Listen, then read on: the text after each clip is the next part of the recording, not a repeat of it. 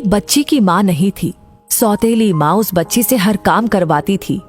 4 बजे भोर में वो बच्ची जाग कर स्कूल के समय तक हर काम करती थी। उसके बाद स्कूल जाती थी। सौतेली माँ अपने बच्चे को टिफिन देती थी, लेकिन उस बच्ची को टिफिन भी नहीं देती थी। लेकिन बच्ची को कोई एतराज नहीं था। पिता कभी महीने में कमा कर घर आता था।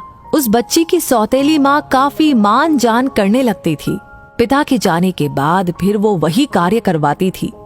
बच्ची पढ़ने में तेज थी, धीरे धीरे बड़ी हो गई।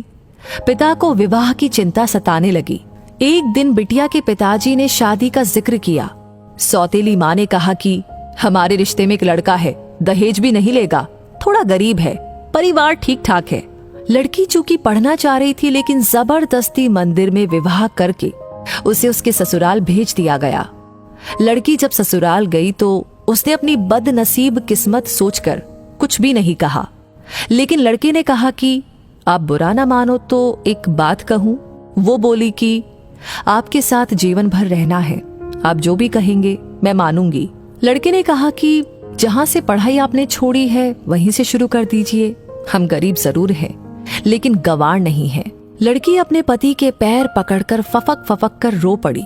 लड़का दिन रात मेहनत करने लगा। लड़की दिन रात पढ़ाई में मन लगा रही थी। लड़की एक बड़े शहर में रहकर के आईएएस की तैयारी करने लगी और लड़का कमा कमा कर पैसा देने चला जाता था। लड़कियों के हॉस्टल के बाहर मिलकर के पैसा दे देता था और फिर वापस से घर आता था। लड़की आईएएस में सिलेक्ट हो गई। वो आईएएस की ट्रेनिंग पर चली गई और किसी दूसरे प्रदेश में डीएम बन गई। संयोग से लड़का पता लगाकर जब वहां पहुंचा तो लड़की की सारी व्यवस्था देख करके लड़का खुद शर्मिंदगी खाने लगा और उसने मन बना लिया कि मैं खुद इसकी जिंदगी से दूर हो जाऊंगा। लड़की की मां की तबीयत खराब थी। लड़का हफ्ते भर से मिलने के लिए प्रयास कर रहा था, लेकिन कोई मिलने नहीं दे रहा था।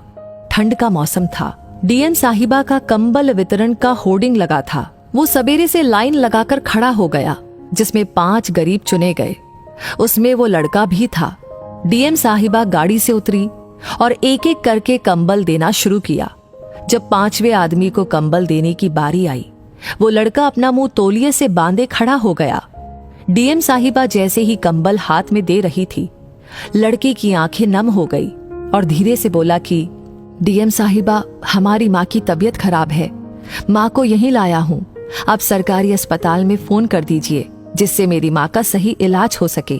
डीएम साहिबा आवाज को पहचान गई और हाथ पकड़कर फफक कर रो पड़ी और बोली कि आप कब आए, मुझे बताया क्यों नहीं, माँ जी कहाँ है?